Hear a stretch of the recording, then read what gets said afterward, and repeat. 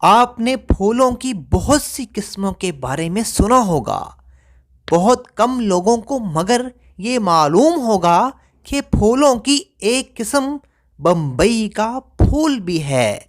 یہ پھولوں کی قسم اتنی نایاب ہے کہ تاریخ ہسٹری میں صرف ایسے دو ہی پھول دنیا میں آئے ہیں، ایک پچھلی صدی میں اور ایک آج کے زمانے میں۔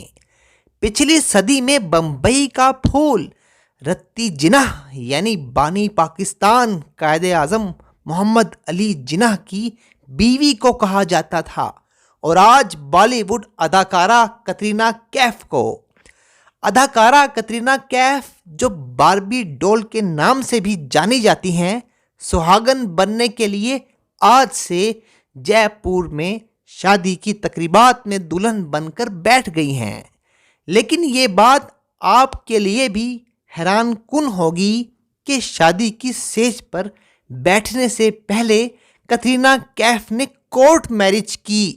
ہندو رسم و رواج کے مطابق اپنی شادی کی ان تقریبات میں شرکت سے پہلے کترینہ کیف نے بالکل ایسے ہی اداکار وکی کے ساتھ کورٹ میرج کی جس طرح رتی جناح نے مسٹر جناح سے 1918 میں کی تھی۔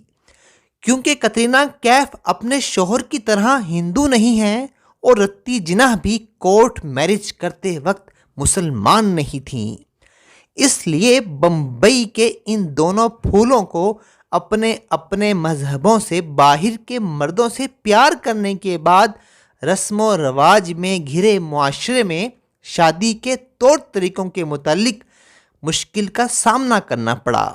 لیکن پیار، رسم و رواج، ملک اور دھرم بھلا کہاں دیکھتا ہے؟ محبت اور عشق کا جادو تو سر چڑھ کر بولتا ہے۔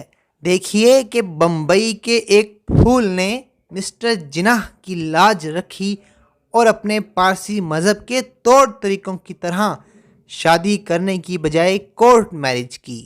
کترینہ کیف کے والد مسلمان ہیں اور ماں عیسائی کرسچن۔ بمبئی کے اس پھول نے بھی اپنے مذہب کی بجائے ہندو شوہر کی لاج رکھ کر کورٹ میرج کی۔ کترینہ کیف اور رتی جناح میں ایک سملرٹی، مماثلت اور بھی ہے کہ دونوں سیکولر لبرل نظریات پر یقین رکھتی ہیں۔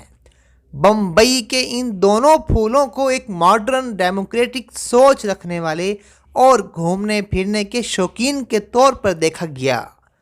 کترینہ کیف اپنی شادی پر کروڑوں روپے خرچ کر رہی ہیں، تو رتی جناح نے بھی 100 سال پہلے اپنی شادی کی ایک تقریب میں 50,000 روپے کے قریب صرف کشتی بوٹ کی سیر کرنے کے لیے اس کو سجانے پر خرچ کر دیے تھے، جو آج کے حساب سے کروڑوں روپے سے کم نہیں بنتے۔